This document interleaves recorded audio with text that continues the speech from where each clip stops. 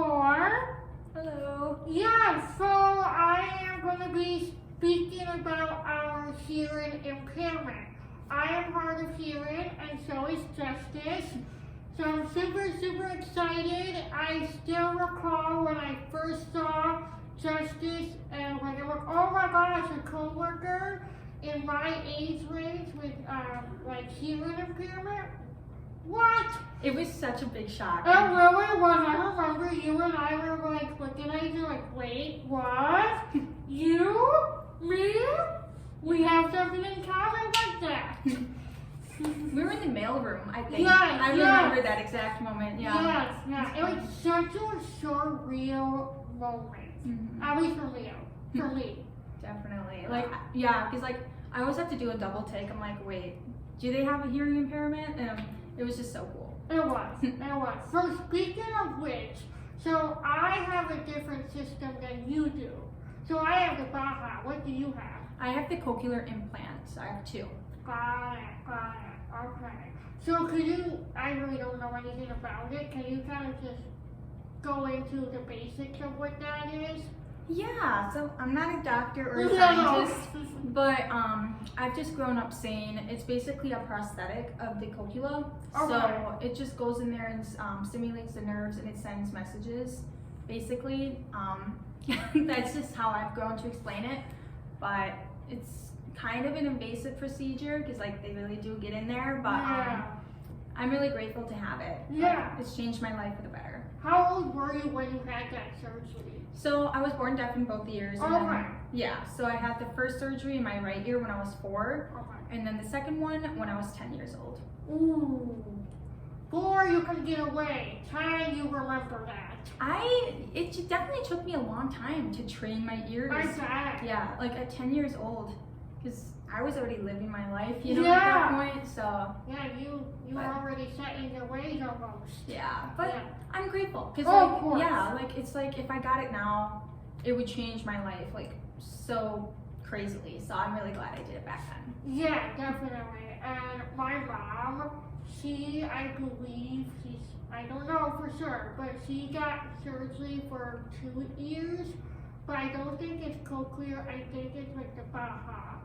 And she like traumatized me, because she sent me a photo of her with her head like wrapped. And she said, oh yeah, I've these before. She said, yeah, you should do this. And then I get that picture out of nowhere while I'm at work. And I look at it and I'm like, oh my God, what happened to you? I was so like, I'm still kind of traumatized. Honestly, But yeah. when I've seen her progress and develop, it seems like in the long run, it really does work out. Definitely. Hopefully. Oh, yeah, and I think just with time and effort, definitely. And not everyone's the same. Some people No. take more. Yes. But definitely, I think it does look worse in the pictures after surgery, because like you've got all those bandages. But it's totally worth it, I think. in my Yeah. opinion. Yeah, well, man, I'm telling you, that photo will never escape me. Sorry, Mom. When I was in school, I had an FM system. Did you have an FM system? I did. You did? Yeah. Oh my God! Okay, guys, you don't understand how excited it is to hear someone to have something so similar. Because when I was a kid, personally at least, I never knew how to explain it to other students. It was, oh, I remember kids would be like, oh, well, how far can you like hear away? Yeah. And it was like to them so like magical. I mean, it's magical in a sense. Yeah. But so, what kind of FM do you have? So I'm not sure like the exact name, Well, yeah. but my teacher would wear like a necklace basically, and it was like a thing. Yeah, and like there was like a little clip that you put to your collar. And then I remember in elementary school they introduced like a microphone Oh. for the students to pass around. Oh. And they would like speak in it like secretly, you know, Yes. until I heard when like the teacher was talking. It was pretty funny, but yeah, it's like the same experience as you, like a lot of curious peers, but So with the microphone, was that separate from the FM? Is that what you're saying? it was like all the same company. Oh, So okay. I think it was still in FM, just like a different form. So you have two, like one for the teachers and one for the students? Yes, yeah. Do you hear that? Wow, man. You know, I remember the only thing I could do with the FM system is the teacher would go out the hall, and then I was such a troublemaker. I was such a troublemaker. Because they would go out and sometimes they would say stuff, and one time, this is how it started. One time a teacher was reprimanding a kid. I didn't like that kid. So, what did I do? I told the rest of the class, ooh, someone's getting in trouble. And then, I know, I'm terrible. And then, the reaction I got from it, I liked as a kid, because I was, ooh, now people want to be with me. And so then, each time the teacher went out, I would just make stuff up. It was, this teacher is saying this about this person. Oh my gosh. I was bad. I was terrible. I'm so sorry, everyone, whoever I harmed. But then I was like, ooh, I remember like I would hear this, like the footsteps coming back. I would, shh, shh, shh. Everybody, she's coming back. It was so fun. What was your experience? Did your teachers ever go to the bathroom with it on? Yes, that was so disgusting every time. Well, I was like, I shut that off quickly. You had to. Because I'm like, oh, I hear a door opening. Yes. I'm taking that out. Yes. Not oh, good. I had one specific teacher, I won't say their name, in high school. He was just so terrible about it. Like, not in, like, you know, like, just neglectful. And, like, he would walk out. Every time I saw him walk out, like, during quiet time, I just knew he was going to the back. I'm like, okay!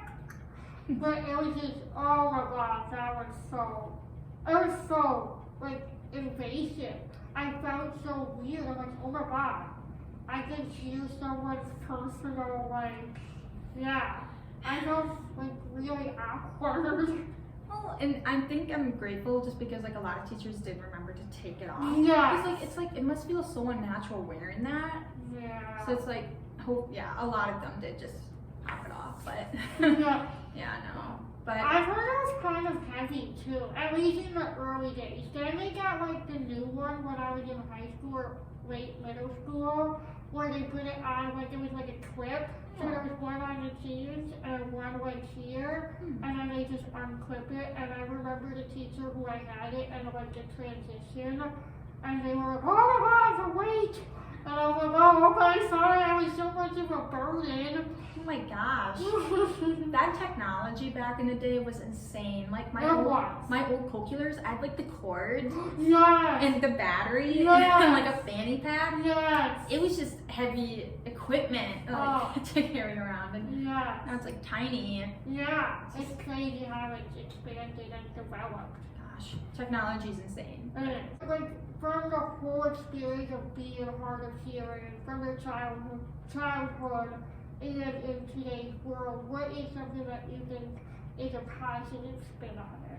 Yeah, I love being deaf. I just want to say that. Like, I would never take that back. Like, it's just a fundamental part of who I am. Okay. It's given me such a different perspective of the world, and it's made me a harder worker. I think it's made me better because I have to push myself to always be working harder and harder so I can succeed in school compared to my hearing peers. Yeah. Because at the end of the day, like, I'm much more tired because like I'm listening more, I'm hearing, and then I'm talking back. Like I just feel like I put in a lot more effort, but it's just it's made me a better person For in the a end. simple task, you're putting a lot more effort in. Yeah. Wow. Now, I'm going to my perspective. I mean, kind of yours perspective. Where I get it, I feel humbled, as in I'm grateful for having that disadvantage, if you want to call it, because I've learned to be adaptable. I've really learned, like, okay, like, I can hear, so how am I gonna make it work? Because the world keeps spinning. Yeah. Like it or not, so I gotta be moving. I gotta go. Okay, what am I gonna do? How am I gonna fit in? How am I gonna make sure you know, I succeed, as you said. So we do, I guess, you know, I never like to, like, pride on it or like to dwell on it, like, oh, I gotta do this, I have to do this. You know, I don't even think about it, usually. Yeah, me too. Not as an adult, like, yeah, it's just It's just what it is. Just Yeah. like, I go, gotta do it. You know, Yeah. when the beeping goes off, when the hearing battery, I'm like, just give me a minute. Yeah, it's just a part of life at this point. And yeah, I think especially with COVID, I totally relate to like the adapting, like, okay, this happened, now what do I do? Yeah. So yeah, definitely Well, with COVID, that's a good point. Like, I think I was almost more prepared than some people because I'm used to adapting. Yeah. So, you know, I remember when things were going, you know, shutting down, I was already scheming. I was already like, okay, what do I need to do to ensure that I'm secure, that I'm safe? And I was very lucky in many ways in the pandemic. But, you know, I was already thinking, I was like, hey, what's going on? Yeah, definitely. You know, were you like that during the pandemic or no? I gotta admit, it crushed me at first. Oh, no. Because like the mask situation, Oh, because the speaking, because like for me, like I felt like I was back to 5 years old again when I couldn't hear or speak. Oh, wow. But I think over time, I really did make it my own. Like I learned, okay, masks are covering people's faces, like I can't really speech read anymore. Yeah. So I figure out other ways to communicate, and it's definitely made me a better person in the end. What other ways did you I'm kind of curious. What other ways did you identify to go around that mask? Because we might have to go back to it. Honestly, patience and just asking people to repeat themselves. And I think not stressing myself out so much, because I think as like hearing impaired people, like we definitely do try to adapt to the world, and so we want to try to understand people on the first try. Yeah. And I made peace with that. Like if this person doesn't understand me on the first try, that's okay. I'm not going to feel bad for it. Like it just takes 2 seconds of their time to repeat themselves. So I think definitely feeling like shameless and asking for my accommodations. Confident. Yeah, confidence. I love it. I love confidence. Yes. But I agree. For me, I had that too. I forgot about it. It's, you know, I tried to block it out of my memory. But I remember now having those same anxiety. Thinking, oh gosh.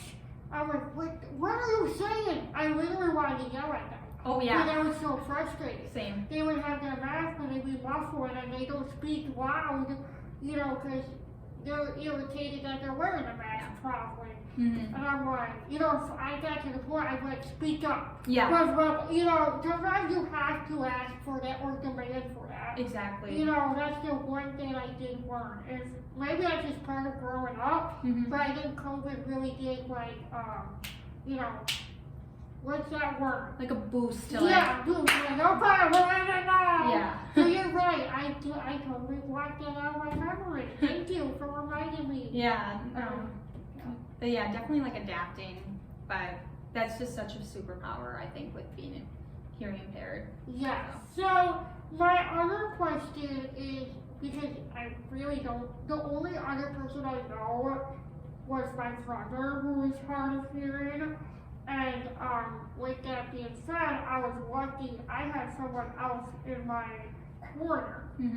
Now, did you ever feel excluded as a child with your disability? I want to add something. Oh, yes. My older sister's also deaf. What? So Do you hear this? we both had those connections like with siblings, which is so great. Because yeah, she's exactly the same as me. 2 No hearing plans. way. Yeah. I didn't know that. Yeah, no. Okay. So now you know, but that's just so funny that we both have siblings. But yeah, no, Wow.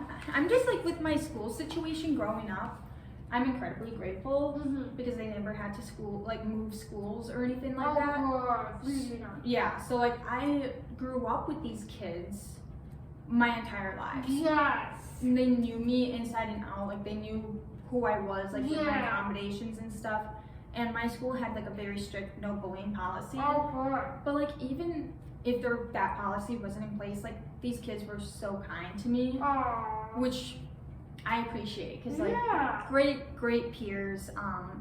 But I think being deaf does feel a little isolating at times, just because you will never be at like the same level as hearing folks. Yeah. I think with like conversations Yes. and like whispering and like Yeah. so yeah, like sleepovers. So I think Yeah. definitely like you're never like at that same level. But I think I compensated by trying to connect to like the deaf community a little more. Okay. So like having that balance, I think just worked out for me. And that's interesting that you like mentioned the deaf community. Because personally, when I was growing up, I was the advocate. I was like, I'm not talking to anyone else who's like me. I didn't want to be isolated to a group. I wanted to be not knowing this as a child, but I wanted to be integrated. I wanted to be like, nope, I can do what you do. You do that, I can do it better. Yeah, I was very competitive. I get that. Yeah. Yeah. But with the deaf community, you probably had a support group growing up.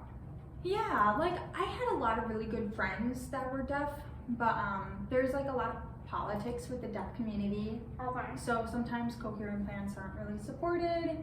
So you just have to find those friends that support that sort of technology. Why would they not support that?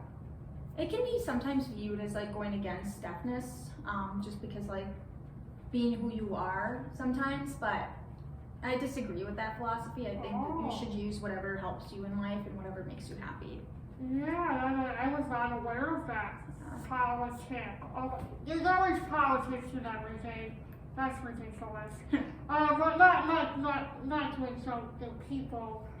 I need to work more, obviously, about their viewpoints. But that's really interesting. I was not aware of deaf people.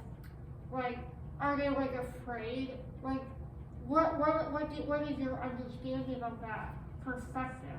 So the deaf, so if you want me to get really into Yeah, it. why not? What about it all night? Yeah, so there's an uppercase D deaf Oh. and a lowercase d deaf. Okay.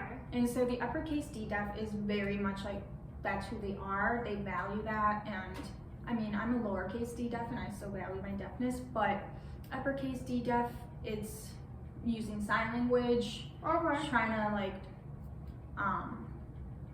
just be fully deaf like in that culture. Okay. But then like with lowercase d deaf, like I see my deafness as more as like a medical thing, Yeah. not like a cultural thing. Okay.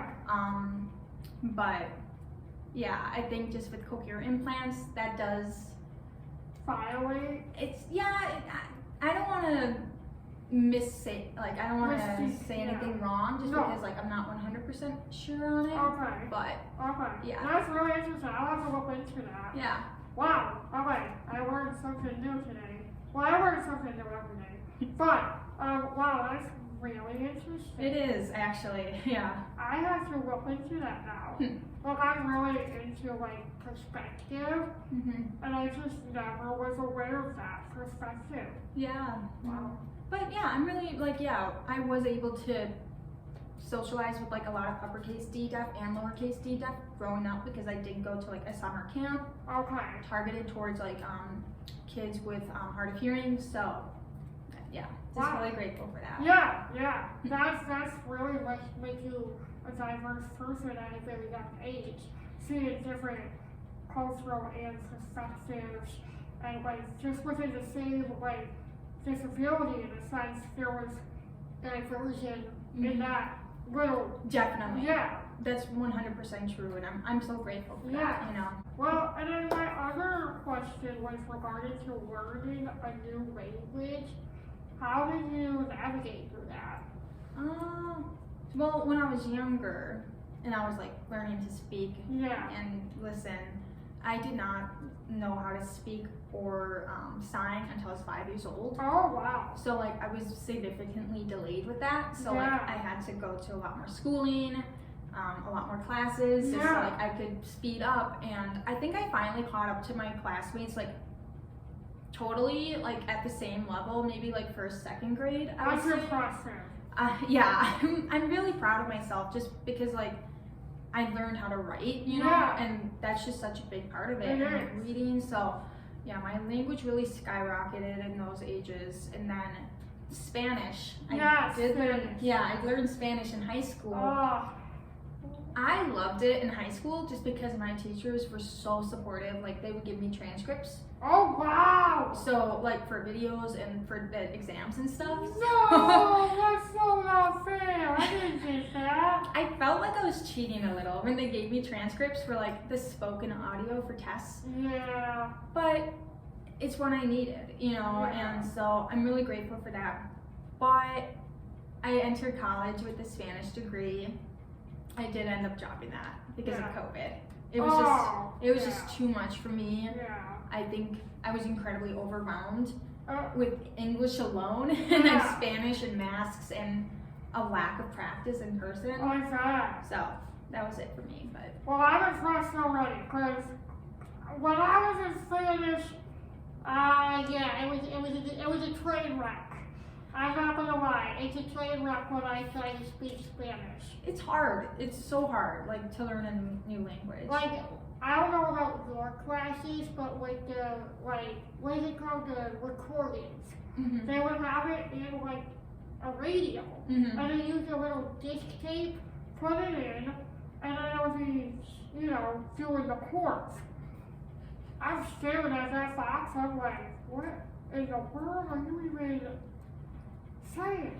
Sometimes the teachers would put the FM right in front of that. That little made it radio. worse for me when they did that. Yeah. Because then it was just like the echoing, and it really, I got bad. Mm. I was like, and you know, I was not good with expressing my emotions as a student. So I realized I wasn't good at speaking up for myself Okay. and asking, hey, like a normal person, hey, actually, I prefer it this way. Mhm. I was always so, like, competitive and so ashamed, I guess, or something, that I'm like, I'm just gonna work through it, and I get so frustrated. I'm sorry. So that's on me. That is on me, though. But no one else's fault. But you were a young student. Yeah. So like, yeah. did you have like an IEP team? Yeah, oh yeah. Okay. Yeah, if I ever told her I'm doing fantastic, things are great, you know, they would want to know, like, what can we do for you? I literally had the resources right there. I don't know what it was about me. I was like, I'm not going to ask for any help. I get the pride though. Yeah. I really do, because like I'm the same way now. Like Mhm. I'm very prideful. So Yeah. I get it. Well, when you build yourself up, like when you like learn how to be adaptive, I guess maybe that's why. Like you're like, no, I can't do this because you don't wanna like be weak. I guess I don't know. Yeah, I just see it like I'm going into a really competitive field. Oh yeah. So like I want to be like on top of it, 100% for Yeah. me. So yeah. Swimming. Swimming? Oh Yes. my gosh, yeah. Okay, I remember the first time in a bathtub. Because like when I was a kid, obviously my dad was always like making sure I didn't drown. Because when I was a kid, I had a trach. Mm. So it was super, like, you know, crucial to make sure I didn't go underwater. Yeah. But once I got the trach out, I was like about 6, 5, I don't know. I was a kid. And I was left alone in the bathtub, and my dad went to the kitchen to do something. And when that happened, I was a curious kid, and for some reason I was like, ooh, I get to put my head back. And when I put my head back, oh my God, I could hear everything. And I heard my father talking in the other room. And I was like, oh, I can hear. It was, I don't know how to explain the like moment, the realization. And then when my dad came back into the bathroom, I was like, I can hear, I can do it.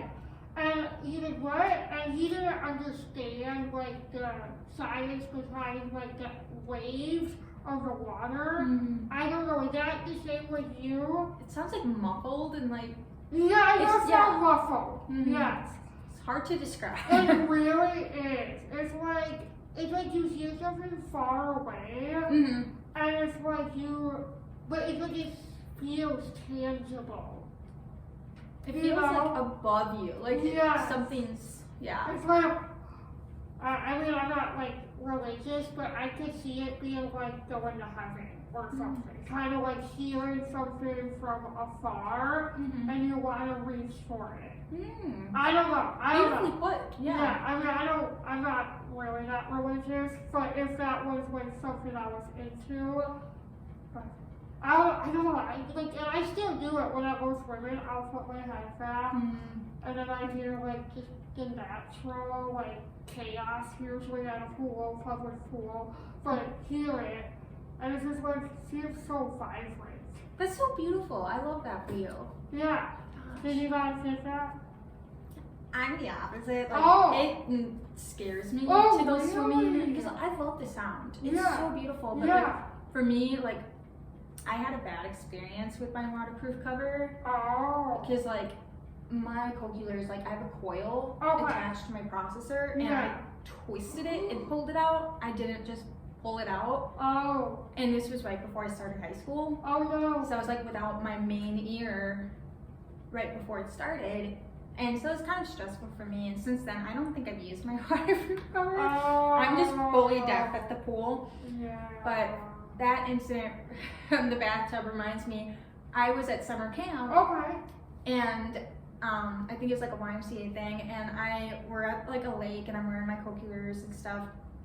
And I just go swimming with I don't think it was a cochlear, it was a hearing aid because I have a hearing aid. Oh, that makes sense. And I just went swimming with it, and Yeah. they were like, "Oh my gosh!" And so my mom had to come, and we had to get like a new device. Oh no. So I was a little kid though. How long were you without a hearing aid then? I honestly have no idea because Oh. I was super young, like Oh. 5, 6 years Oh, old. okay. So, but That reminds me when I was like 10, I believe. It felt like the whole summer. I don't think it was the whole summer, but for some reason my hearing aids broke. I don't know, some technicality. It broke and they did not have something for me. And it was at least 2 weeks. oh no. Because I remember going to vacation, summer vacation with my family. Oh no. And I did not. Oh, that's what happened. Fine. So I went through the security on the way to the vacation. Yeah. And for some reason, it was one of those newer security systems. Oh, I had my no. ears on, and those security guards, still to this day, but as a child, scared me so much. And I'm like, oh my god. So I ran through. And then it wasn't working after I went through the security system. Are you kidding No, me? I'm not kidding. And it was so frustrating that whole weekend. I feel bad for my parents, my siblings. They dealt with me not being able to hear.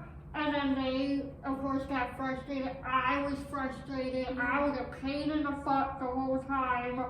And it was just such a terrible experience, but at the same time, it was really like one of the most grateful experiences because I really learned A, how much a privilege it is to have a hearing aid, Yes, exactly. and B, how to communicate if I, God forbid, don't have a hearing aid again. Yeah.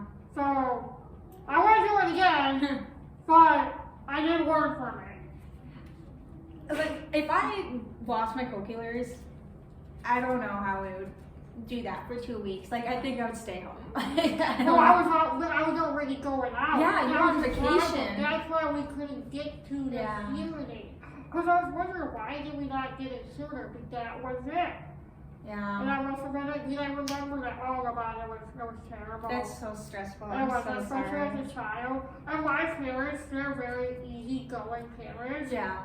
But I still felt like, oh, shit. I messed up this time. Like, that should not be your fault. The machine No. should have, like, why did the machine break that is my question. Like, this, I have no idea. That's I crazy. really don't know. So now I'm super sensitive. Although, when I go through the body scan once, nothing happens. it's concerning because sometimes stuff happens, sometimes stuff doesn't. Like with my cochlears, like, Okay. they sometimes detect it, they sometimes don't. I'm like, Oh, are you guys like not catching this every time? yeah. Like, Well, it must be like maybe because I know there's different version of like the scanner, like of the security system. Like there's different. yeah, there's like Whatever. the thing that you Yeah. stand in and then like just the regular thing that you walk through. Yeah. I do not like TSA, it just stresses me out. Oh, yeah, I bet. Well, yeah, because like you have to take your ears off. Like, well, I do. You have to take your ears off? Well, no, my hearing. Oh, your hearing Well, aids? no, not my real ears. Oh, I cover my ears too, don't worry. Okay. So, Yeah. you have to take them off? Well, as a child, well, after that one experience. Yeah, you definitely would, like Yeah. after that. Yeah, so I'm not gonna more cocky about it now, but I used to take it off, Okay. and I'd be like not able to hear anything, and that gave me anxieties. And then people would be like the TSA would be like, come on, like you need to do this, and I'm like, look, lady, or look, sir. I really don't know. I mean, like, I've traveled enough times to know what the procedure is, Mm-hmm. but it's still overwhelming to be like, okay, do I stand here? When do I get to go? And they're like, come on! And I'm like, look, give me a minute. I'm adapting at this moment. I am reconfiguring at this moment. Yeah, no, I get that. Do you do pre-check? Because we should do that. Do you have to pay for it? No, Oh. I think we're fine. Because, like, I think if we get documentation, They don't need documentation. They can just see it. yeah, I'll show them my cookie. I'm like, yeah, just let me through, you know? You know, that's the thing about it. Because, like I explained in Spanish class, how I don't ask for help. Mm. With that same situation, I'm too cocky, I'm too stubborn, I'm too prideful to be like, yes, I need assistance, or yes, I need to budge everyone because of my disability, when really I feel like, no, I can do this, and actually I can probably do it better than an average person. I don't know why I get that way. I'm just like, I'm always ready to go. I think it's a good attitude to have. Yeah. Because, like, it keeps you sharp, I think Yeah. it keeps you focused, and I love that. So, Yeah, I think it's I'm good. not gonna sweat. Oh my gosh. Well, I just wanted to thank you Yes, for inviting me to speak on your YouTube channel. Like, this is really exciting. yes, Can't wait to watch your other videos. Yes. Gotta subscribe to you. yes! No, but thank you so much. It's just so touching to talk with like another hard of hearing person and just see your experiences. So. Yeah, no, I appreciate giving me the time to talk about this. I'm so excited to start this YouTube channel. So it's my name, Michaela Mulroe. So I'm looking for local people. I mean, really, I don't talk to anyone. But local community, like local businesses, people that I can learn from. Because I feel like there's so many people who do extraordinary things or who have extraordinary stories that really could be heard. So that's my goal and mission with this channel. I love that. Oh my gosh. It's just such a great goal for a YouTube channel, and I can't wait to see what you produce in the future. Thank you, I love it. Thank you so much. Thank you.